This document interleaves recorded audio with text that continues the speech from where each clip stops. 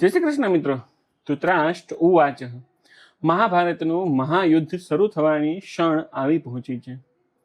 ધર્મભૂમિ કુરુક્ષેત્રમાં કૌરવો અને પાંડવોની સેનાઓ સામે સામે ઊભી છે. યુદ્ધના નિર્ણય સુધી પહોંચી ગયો છે. પરંતુ હસ્તિનાપુરના રાજમહેલમાં એક પિતા ભય અને અશાંતિથી ઘેરાયેલા બેઠા છે. જન્મથી અંધ રાજા ધૃતરાષ્ટ્ર આજે માત્ર આંખોથી જ નહીં, પોતાના પુત્ર મોહના ભારથી પણ અંધ બની ગયા છે. સામે ઉભેલા સંજય હવે તેમની આંખો બનવાના છે. અને આ જ ક્ષણથી શરૂ થાય છે વિશ્વના મહાન આધ્યાયિક ગ્રંથ શ્રીમદ ભાગવદ્ ગીતાનો દિવ્ય સંવાદ.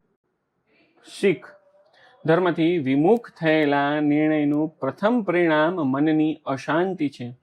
જ્યારે મોહ વિવેક પર હાવી થાય છે ત્યારે વિનાશની શરૂઆત થઈ જાય છે.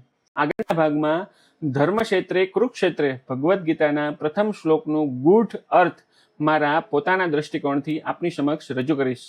જય હિન્દ, જય ભારત.